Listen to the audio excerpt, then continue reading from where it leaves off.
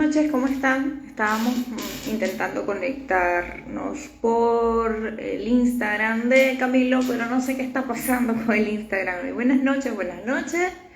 Hoy vamos a hablar sobre la resignificación de la comida. ¿Cómo están? A ver, vamos, ya llegó Camilo, lo voy a invitar de una vez. Ya acepté, Camilo, acepta, por favor. ¿Qué está pasando? Listo, Listo, yo no ahora sí, sé, por fin. es tu Instagram, está pasando algo. Sí, porque yo estaba haciendo inicié, pero salía tu solicitud y le ponía a aceptar, pero no cogía o no aceptaba. Entonces, Qué no sé. raro, que es la primera vez, pero ¿qué tal? ¿Cómo estás? A lo mejor hoy quería que fueran desde mi Instagram. Sí, seguramente sí. Quería que rompiéramos el hábito. Exacto. Les ¿Cómo estás? comentaba a mis oyentes, a mis grupos de fans de Instagram, que A mis íbamos, seguidores. eh, que íbamos a hablar con respecto a lo que era la comida como concepto que el aumento de la significación, cómo manejábamos el aspecto de la comida y que eso iba a ser como la base inicial para luego en otra transmisión, pues hablar ya de desórdenes como tal, de trastornos alimenticios como tal. Este va a ser como la base y pues de a partir de aquí es como nosotros nos paramos desde el enfoque humanista existencial a comprender lo que implica la comida y que es mucho más allá de comer o no comer, restringir o sobre acumulación de comida o sobre ingesta de comidas.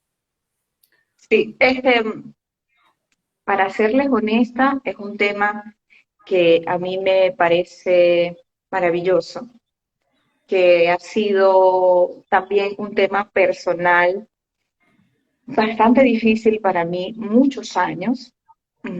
Y esa es una de las razones también por las que acompaño a personas con alguna alteración de la conducta alimentaria en el camino de la comprensión de esta situación. Eh, la comida podríamos llamarla de muchas maneras. La primera puede ser un símbolo. La segunda, como nos gusta a nosotros llamarla, un recurso, un recurso para sostener incluso ciertas situaciones que no son tolerables de otra manera. Además de ser un símbolo, un recurso, también es una forma de mediar ciertos conflictos que se están, que se pueden estar generando a nivel personal. Levante la mano la persona que no ha tenido alguna idea, alguna creencia o algún pensamiento asociado con la comida que tenga un vínculo afectivo, como por ejemplo, si te comes esto, te caerá mal porque es malo, o porque esto es saludable, o esto es tóxico, todo, ¿verdad? Todos en algún momento hemos tenido algún conflicto o alguna idea, más que un conflicto, alguna idea relacionada con el vínculo entre la comida y lo que nos proporciona. Y no me refiero solo a términos físicos, a términos orgánicos, sino emocionales, psicológicos y hasta sociales. Entonces, la comida es esto, es una incluso comprensión de la vida y de cómo se va a atribuir la conciencia de la vida en la persona. Es un elemento también que puede ser muy potenciador, muy sostenedor, muy amable, pero también puede ser muy asfixiante, puede ser muy conflictivo, puede generar muchas dificultades y no mm, por una intención literal de la misma, ¿no? Porque la comida tiene un principio básico que es nutrirnos, que es contribuir a nuestro desarrollo, a nuestro crecimiento, a nuestro bienestar y al buen funcionamiento de nuestro organismo. Ese es el principio básico, pero es usado de múltiples maneras. Y ahora nosotros vivimos muy bombardeados de lo que significa comer en todos los aspectos, en cómo te ves, en lo que consumes, en lo que eliges, en los lugares a los que vas, en dónde conoces las personas. Todas estas acciones o actitudes que vamos teniendo están en torno a la comida. El cumpleaños, la festividad, la Navidad, todo esto tiene una representación donde está presente la comida. Entonces, es un símbolo importante y es un recurso valioso de revisión, de análisis, de comprensión y de reflexión para cada uno de nosotros. Claro, y de cierta manera vamos a notar que la comida va a tener esas dos connotaciones, muy hermenéutica dentro del aspecto de la interpretación, en función del espacio y con quién compartimos, y algo adicional es la vivencia que podemos tener detrás del comer ciertas comidas o el comer en ciertos momentos, o cómo la utilizamos para poder afrontar ciertas experiencias que para nosotros nos implica una vivencia aversiva o reforzante. Entonces, de cierta manera, Lai, yo quisiera que nos hablaras un poco cómo es que la comida se comienza a constituir, cómo es que comenzamos a ver o a notar esos aspectos, cómo es que se va construyendo. Vamos construyendo una conducta alimentaria, es decir, un comportamiento asociado a la comida. Y este comportamiento asociado a la comida es un comportamiento completamente aprendido. O sea, nosotros no nacemos eh, tácitamente entendiendo cómo es esto funciona. Esto se va dando en interacción con el entorno, con el medio, y lo primero que hacemos es vincularnos, es relacionarnos con nuestro adulto significativo, nuestros cuidadores, nuestros padres, etc. Desde el pecho materno, desde la lactancia, que es el primer encuentro con el alimento del bebé, con lo que recibe y con cómo se nutre y cómo esto es acogido. No es solamente el hecho de succionar, sino cómo es acogido todo este proceso, ¿no?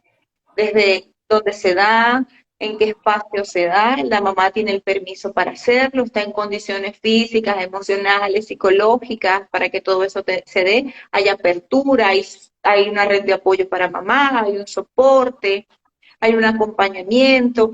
Es decir, no es solamente el hecho de lactar, sino de lo que está involucrado alrededor, porque es el primer Incluso, alimento del bebé y en algunos casos el único por los primeros meses de vida.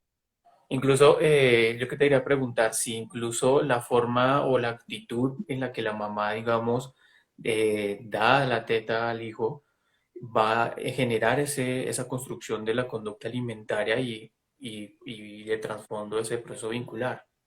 Te Sí, pregunto. es el primer vínculo, es un vínculo, si se quiere, bastante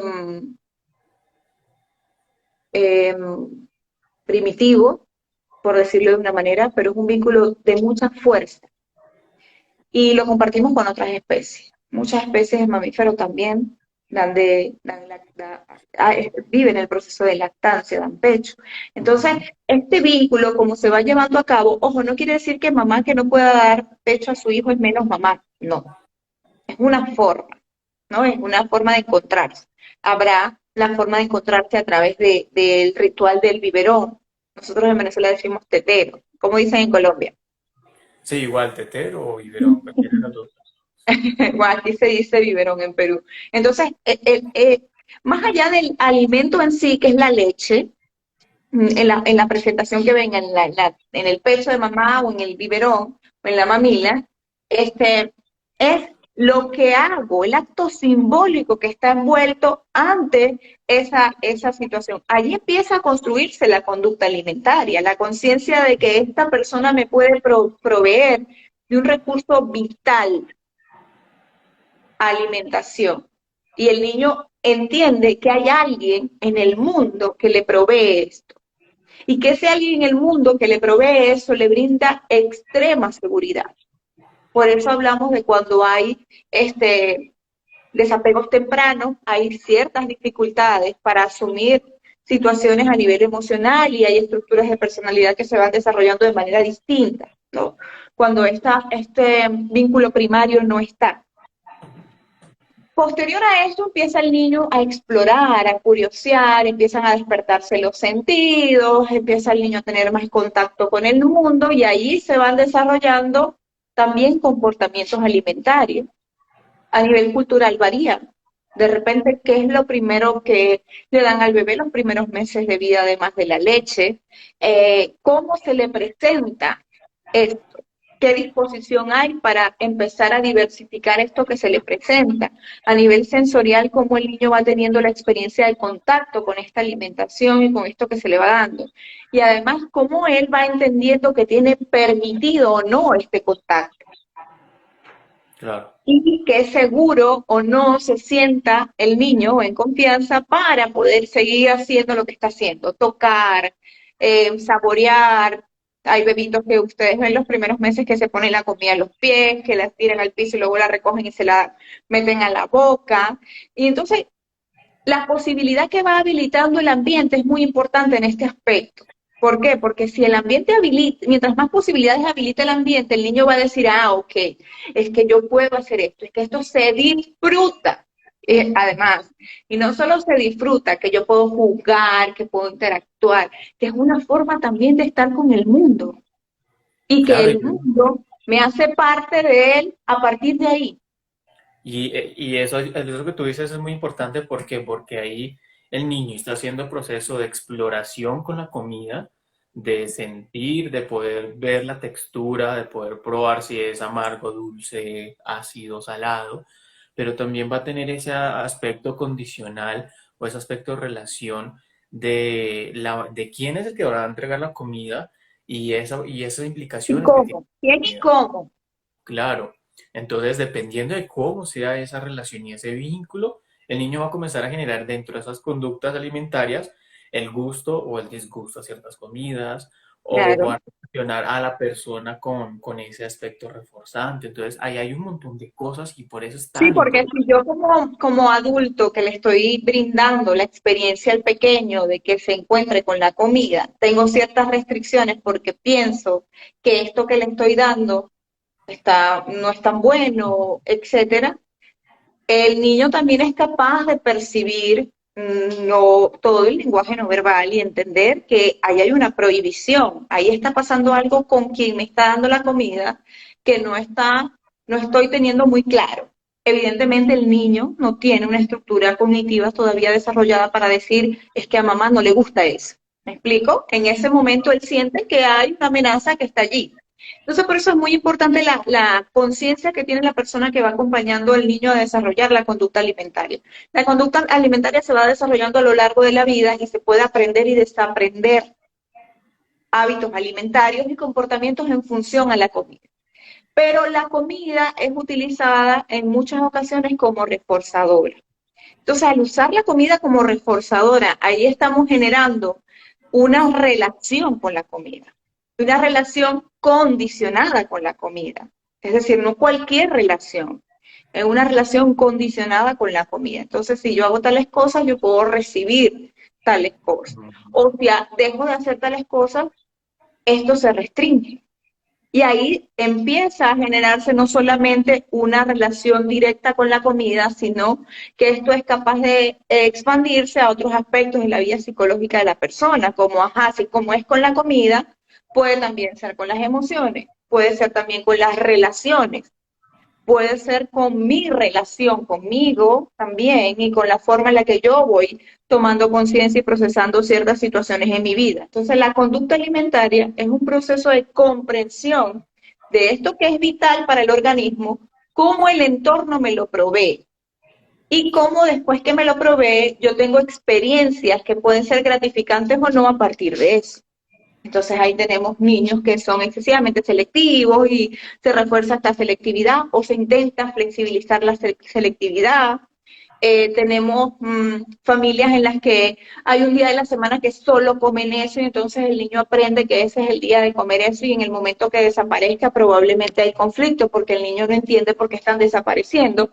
Hay niños que cuando están comiendo inmediatamente se les empieza a decir tienes que acabar la comida, esto se tiene que terminar todo, porque si no, entonces el niño empieza a entender que está condicionado su comportamiento y su estado anímico al alimento que está recibiendo. Y infinidad de cosas se van desarrollando en función de la conducta alimentaria. Pero dos cosas que hay que entender es que no nacemos con la conducta alimentaria, que esta se va desarrollando a lo largo de la vida y que la vamos aprendiendo de la experiencia directa que vamos teniendo con nuestros significantes que en principio son nuestros padres o nuestros cuidadores y esto se va ampliando. Después la escuela, los amigos, la sociedad. Por ejemplo, en Venezuela, para nosotros, igual que para ustedes en Colombia, es muy importante comer arepa, pero en Perú a lo mejor eso es irrelevante. Claro. Entonces, esta importancia que para mí tiene la arepa no es solo una importancia orgánica, es también afectiva, porque me vincula no solo con lo que yo soy como individuo, sino con un sentido de pertenencia a una sociedad, a una cultura y a un grupo de personas. Claro, entonces de cierta manera ahí comenzamos a ver un elemento muy importante y es que esa conducta alimentaria va a tener una funcionalidad conductual, va a tener un para qué, por qué nosotros comemos de cierta manera, porque, no sé, los fines de semana comemos pizza y no los primeros días. O para Porque ver la película tiene que ser acompañada de hamburguesas y papas fritas.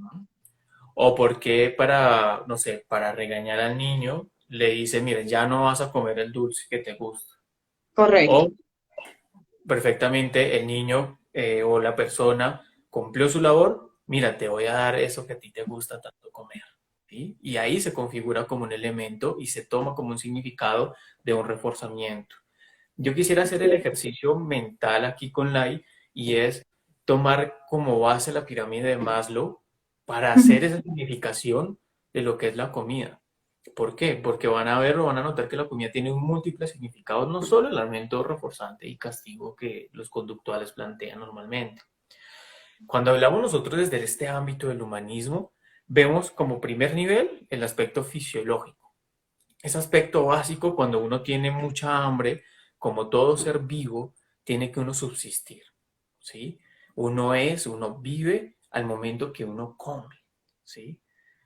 Algo, una frase modificada que yo le hago a la frase de Descartes es de pienso y luego existo, es Como y como luego y listo. luego pienso, pienso y luego existo. ¿Por qué? Porque la parte fundamental del lamento Y fisiológico que algunos podemos tenemos, agregarle a ese tomo café y después existe. tomo café y luego existo, porque para nosotros el café toma un proceso de toma de conciencia, toma un despertar Correcto. fisiológico. Ya después eso se nos vuelve una seguridad, que es cuando nosotros decimos, listo, con mi familia voy a asegurarle a mi familia, a mis hijos, a mis padres, a mi esposa, una comida diaria, ¿sí? Que tengan algo que comer, los famosos tres golpes, almuerzo, desayuno, almuerzo y comida, ¿sí? Entonces, al tener eso, significa o hace sentir al sujeto y al grupo de Se comunidad está cuidando. que están seguros, que están a salvo, ¿sí? Algo fundamental, incluso en el ámbito de la economía, miden la capacidad monetaria de las familias en función de qué tantos golpes alimenticios, almuerzo, desayuno y comida pueden tener, ¿sí? Entonces, por ejemplo, en Colombia hubo una reducción y solo se pueden dos, por ejemplo. Entonces, ahorita con la pandemia se ha reducido y eso induce económicamente que hay un empobrecimiento a nivel en Colombia, por ejemplo. Claro. Entonces, notamos ese aspecto de la seguridad. Ya después, en el ámbito de la afiliación, notamos un elemento ritualístico detrás de la comida. Incluso, por ejemplo, Emocional, psicológico, de vínculo, de conexión. entonces vemos que la comida y el espacio, digamos, de reunirse, la familia a comer, implica un aspecto positivo, un aspecto de reforzamiento de la afiliación. Entonces, ahí es cuando está el papá y le dice, ¿cómo te dio en el colegio? No, pues me dio mal, o mira, conocí a esta persona nueva, ¿cómo te dio en el trabajo? Y ahí se van relacionando unos con otros de cierta manera. Incluso, por ejemplo, hay festividades como el Día de Acción de Gracias, que es una actividad que tiene alrededor la comida y que tiene un trasfondo histórico de afiliación entre razas. Entonces, La esto, reunión de Navidad o de Año Nuevo, el claro, cumpleaños de alguien. Porque, ujú. por ejemplo, para el cumpleaños tenemos un pastel. Es decir, todas estas representaciones que se hacen a partir de acciones sociales, ¿dónde está vinculada la comida? Y algo de afiliación más subjetiva incluso está en la cultura japonesa, en el hecho de que la comida es como un elemento, un medio para sentir o purificar el cuerpo. Entonces ahí se está generando una afiliación con uno mismo. Tengan en cuenta pues que ellos tienen una creencia en la que son unificados con la naturaleza y que de cierta manera tienen esa conexión. Entonces en la medida que ellos comen, ellos son, ¿sí? Entonces es el Correcto. famoso, lo que tú comes eres lo que eres, ¿sí? Entonces ahí hay un aspecto de filiación subjetiva. Ahora vamos escalando en el nivel de la pirámide de Maslow al aspecto del reconocimiento. Algo que ya es muy típico social, por ejemplo, se veía en la realeza, en la época de la Edad Media, cuando llevaban los reinos o los reyes, invitaban a los otros reyes a comer. Eso le generaba un estatus, le generaba un estado de poder, un estado Claro, de porque control. no comían lo mismo que comía el Ujú. pueblo. Entonces decían, oh, mira, este rey tiene conejo, tiene una liebre, en mi reino no hay, ¿sí? O por ejemplo, ya en la actualidad, cuando uno invita a la otra familia o uno invita al otro, ya es un elemento de prestigio, entonces uno va y saca que el cubierto de plata, que la cerámica, y pone uno el adorno en la comida. Entonces eso va a generar un estatus, va a generar una relación de poder dentro de las dos comunidades como familias, ¿sí? O incluso cuando tú invitas a tu pareja a un lugar bonito, a comida italiana. Entonces le invitas a un restaurante de 5 estrellas, bien elegante, ¿sí? O invitas a tu amigo a la tienda de la esquina a comer una empanada con gaseosa, sí, como con soda, como no sé cómo le digan en Perú. No, en Perú le dicen gaseosa, nosotros le decimos refresco. Bueno, refresco, ¿sí? Entonces allá hay una relación de poder, una relación de filiación y de reconocimiento. Entonces muchas veces, o cuando uno quiere ver a alguien, un amigo que hace rato no ve, entonces quiere reconocerlo y quiere volver a tener esa filiación que tenía en ese nivel más bajo, entonces vuelve y lo reconoce diciendo, mira, te invito a comer en algún lugar, ¿vale? Y ya lo último, en el aspecto de la autorrealización, cuando vemos la comida mucho más allá de ese aspecto condicional, notamos que dignifica al sujeto. Y ahí es cuando volvemos otra vez y retomamos ese aspecto fisiológico.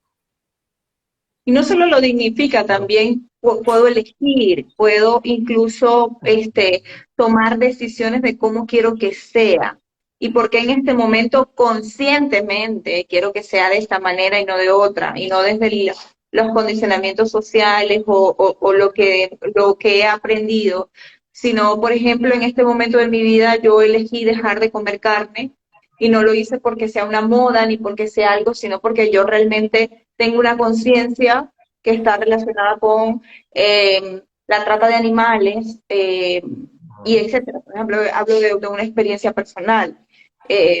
Pero esto tiene que ver también ya con un nivel más alto de comprensión de lo que el alimento representa en la vida de una persona. Claro, entonces vemos que en ese ámbito de la autorrealización está ese ámbito subjetivo de decir, voy en función de mis valores, entonces puedo tener una dieta vegana o una dieta vegetariana, ¿sí? O una dieta completamente carnívora. Eso va a depender de las construcciones de valores. Va a construir, bueno, yo cómo me concibo, quiero ser una persona más gordita, más rellenita, o quiero ser una persona mucho más delgada, y eso me hace sentir bien, me hace realizarme a mí. Pero también un ámbito también de lo social, que eso es algo muy importante. Y es que ahí es cuando nosotros nos cuestionamos con este tipo de la dignidad, y es cuando vemos personas que no tienen comida. Las personas que perfectamente pueden estar al lado de tu casa, a 2 cuadras, y no tienen ese primer nivel fisiológico. Y es cuando nos reflexionamos filosóficamente hablando de decir, ¿qué privilegios tengo yo? ¿Cómo puedo yo dignificar a alguien que no tiene ese elemento mínimo para subsistir? ¿Sí? Y ahí vemos esa dinámica social que hay interna de cómo nosotros podemos incluso ignorar a esa persona que no tiene ese elemento mínimo de conducta o ese elemento de la comida y por ende no puede generar todo este proceso. ¿Sí? Y ahí es cuando vemos el ámbito social y todo lo que implica la comida. La comida mueve al mundo. Las guerras que se hacen a nivel mundial o la adquisición de terrenos es en función de la gestión de la comida. en cómo se desarrolló el ser humano en lo que somos ahora es gracias a la comida que tuvimos. Ahí vemos ámbito biológico, ahí se realza la especie. Entonces vemos cómo También hay... en términos de conciencia de salud y de recuperación de la misma, físico y psicológico. Hay una incidencia y un impacto valioso en la comida. Y ahí de cierta manera notamos que no solo es un ámbito netamente de que, ay, hoy no quiero comer pasta porque a mí la pasta ya no me gusta, sino que es algo mucho más amplio de sociedades, de mundos, ¿sí? Incluso vemos que culturas enteras comen cosas diferentes y su dieta hace que la conducta en general sea diferente, ¿sí? La comida asiática es diferente y hace que se nutran otros aspectos biológicos y su forma de relacionarse. Por ejemplo, en el Japón, vuelvo y lo repito, la comida se hace de formas diferentes, desde un horno, desde un aspecto más de una comida un poco más sana o más natural. Entonces, tienen un acercamiento muy diferente de la comida, la conciben de otra forma, y incluso la comida como tal. Los estadounidenses con la comida rápida han implantado una nueva forma de poder comer y de ver el mundo de una nueva forma mucho más rápida, por ejemplo. ¿Sí? Adaptada a la sociedad industrializada en la que viven y en la que el tiempo es dinero. Claro.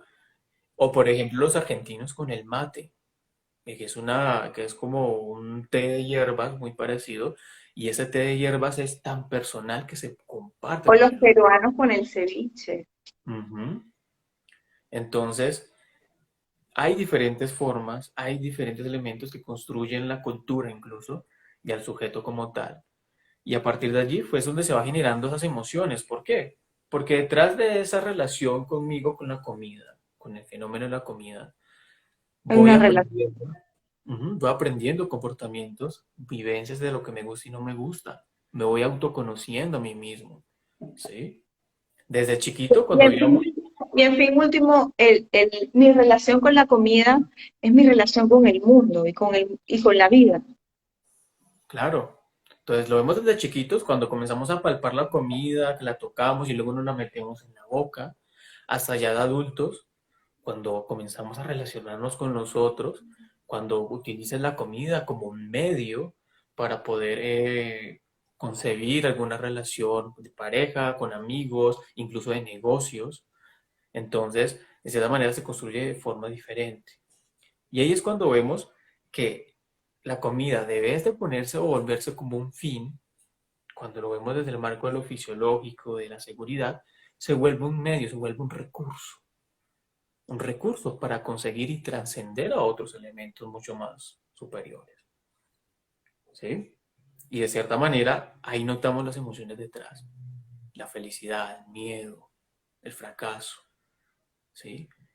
Cuando estamos tristes, nos preguntamos, y eso quiero preguntárselo a los que nos oyen, cuando estamos tristes, normalmente, ¿qué comemos? ¿Qué es lo que normalmente nosotros comemos? O cuando estamos felices, ¿qué nos gusta comer? A mí me pasa mucho esto. Mi mamá murió hace muchos años Sí. y mi mamá no sabía cocinar. Eh, Ujú. no sabía cocinar. Pero sí sabía hacer algunas cosas en particular, ¿no?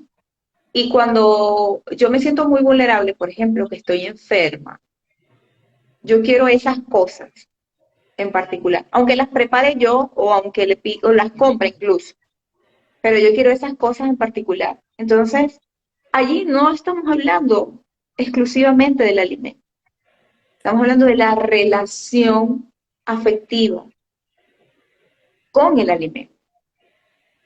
O sea, porque yo necesito eso en ese momento de vulnerabilidad y no otra cosa.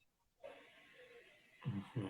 Entonces allí es donde vamos viendo un poco el significado y el sentido, que va más allá de lo que yo solo me llevo a la boca, que tiene que ver, y a mí me gusta esta palabra, el alimento representa un recurso que pone de manifiesto tus sentimientos, no solo las emociones, porque son elaboraciones de creencias, de experiencias, gratificantes o no, de emociones y que esto que se va elaborando puede ser en pro de cosas que te dan mucho bienestar, pero que en muchas ocasiones también te pueden generar mucho malestar. Y allí nos estaríamos acompañando de todo un tema que vamos a tener en algún momento, que se llama alteración de la conducta alimentaria. O sea, cuando estos significados y este recurso se utiliza de una forma que puede generar mucho malestar. Claro, por ejemplo, en mi caso, en mi familia nosotros normalmente tenemos unos núcleos familiares distantes, entonces es pocas veces que nosotros nos reunimos, pero cuando nos reunimos lo hacemos en función de la comida. Y en función de la comida, ¿por qué? Porque dignifica y revive lo que hay detrás de mi familia, por ejemplo, que es el ámbito cultural. Entonces nosotros comemos mucha comida española y dentro de ella comemos croquetas, paellas, cerdos, eh, jamones íberos, todas esas implicaciones que hay detrás de la comida, pero que nos dignifica y nos une como individuos de una comunidad llamada familia. Entonces ahí es cuando nos acercamos, le decimos, mira, ven y te ayudo a preparar que la croqueta, que el cerdo, ¿sí? Y de cierta manera, detrás de esa vivencia se encuentra la emoción sujeta en ella. Y así como nosotros sacamos y sintetizamos emociones que de cierta manera pueden ser placenteras para nosotros, perfectamente puede haber aspectos aversivos, como en algún momento, no sé, que hayamos comido, no sé, acá le llaman fritanga al intestino de las vacas que se frita. Entonces, puede que a mí me haya caído mal en algún momento. Entonces, eso me generó malestar y ya generé el condicionamiento. Entonces, todas las relaciones detrás de la fritanga, si un amigo me invita a fritanga, yo le digo que no y pongo mala cara, ¿sí? O cuando no me gusta, digamos, algún tipo de comida por su textura y demás, la relación detrás de eso o la invitación detrás de eso también se afecta, ¿sí? Y eso también hay que tenerlo en cuenta y eso va a constituir lo que decía Lai, futuros desórdenes alimenticios o trastornos alimenticios incluso. Ahora, también es cierto que no todas las alteraciones alimentarias tienen que ver con problemas psicológicos y no todo lo que comemos es emocional. Es importante que eso también lo sepamos, porque las generalidades que hay son muy importantes clarificarlas. Cuando hablemos de las alteraciones en la conducta alimentaria, hay una idea que se vende del hambre emocional y hay que tener mucho cuidado con esa idea. Yo no estoy diciendo que no exista, pero hay que tener mucho cuidado con la exageración, porque empiezan a entonces a generarse muchas distorsiones en torno a esto y eso genera mucho malestar. La información que vamos recibiendo del mundo en este momento en cuanto a la alimentación genera mucho impacto en lo que elegimos. Y los movimientos sociales, los movimientos culturales, los movimientos incluso de globalización que vamos viviendo han modificado la forma en la que nos alimentamos, la forma en la que percibimos la comida. Entonces, la comida no es simplemente acá que yo me lo tengo en un plato y está constituido por tales ingredientes. Tiene una representación de diversos simbolismos que realmente tiene mucho valor y mucho peso y que a la hora de ser revisados tiene que mirarse, como les decía al principio, desde ese primer día, cuando yo tuve el primer encuentro con esa persona tan importante en mi vida y que pudo acompañarme o no en esta primera alimentación. ¿Cómo fue? ¿Cómo me contuvieron? Hubo ese soporte, ese acompañamiento a todo mi transitar cuando no podía hacerlo solo, porque ahora que estamos adultos podemos elegir y qué maravilloso porque yo puedo decidir si quiero papas fritas o no. Pero cuando no podía, porque estaba en una edad muy temprana, ¿cómo fue esto siendo acompañado y cómo fue esto siendo desarrollado? Porque a partir de ahí vamos comprendiendo incluso nuestro comportamiento alimentario actual. Entonces, pareciera que hay mucha información satanizada de la conducta alimentaria y que si yo tengo de repente un interés por ciertos alimentos, mi conducta alimentaria está alterada. Estoy de acuerdo que la conducta alimentaria alterada no necesariamente es un trastorno, algunos un trastorno, no todos, pero sí es muy importante entender que la comida es un recurso que nos conecta con el mundo, que le da significado a nuestro mundo y que tiene mucho contenido social. Claro, entonces se vuelve anteriormente como un fin, luego se convierte en un medio y finalmente se vuelve un recurso. Y algo que quisiéramos en función de estos elementos preguntarle a nuestros oyentes y los que nos están viendo es cómo nosotros concebimos la comida, ¿sí? ¿Para qué nosotros nos reunimos con nuestra familia alrededor de esta comida? Y de cierta manera, ¿qué gustos o qué singularidades tiene cada uno de ellos? Porque ahí comenzamos a notar incluso aspectos de la identidad, aspectos de la individualidad, en los gustos, disgustos, en la forma incluso como cómo comen tu mamá, tu papá, tu hijo. Comen rápido, comen lento, disfrutan la comida o se lo pasan rápido. Son formas en las cuales incluso nos pueden develar las formas en cómo nosotros afrontamos otras situaciones a futuro, que eso ya vendrá en otro esquema, en otro tipo de teoría psicológica, pero de cierta manera nos deja una reflexión y es cómo vamos a ver la comida, como un fin, como un medio o como un recurso para afrontarlas. Bien, creo que ha sido un espacio bien bonito. Honestamente lo he disfrutado bastante. Para hacer un primer encuentro con esto de resignificar la comida ha sido muy valioso, eh, los aportes que hemos dado, un poco comprender que lo que hacemos como seres humanos tiene un sentido y un para qué que va mucho más allá de una actividad de, este, no solo condicionada, sino también de automatizada. Ujú. Hay toda una elaboración mm, no individual, no solo individual, sino colectiva del tema de la comida en este caso. Y recordar que la comida es un recurso, es muy valioso, porque este recurso puede ser utilizado para el bienestar o no. Y eso depende de múltiples factores. La invitación también es a preguntarnos cuando seleccionamos estos tipos de comida, cómo nos vamos sintiendo. Y si yo me voy dando cuenta de esas sensaciones y esas emociones que van apareciendo, ¿qué hago después de esto? ¿Qué aparece en mí cuando como? Y lo que decía un poco Camilo, cuando yo me reúno con las personas importantes de mi vida a comer, ¿qué pasa conmigo? ¿Y qué pasa con ellos? Entonces, muchísimas gracias Camilo, como siempre, gracias por encontrarnos y nos vemos el próximo miércoles. Hasta luego. Cuídense, un abrazo.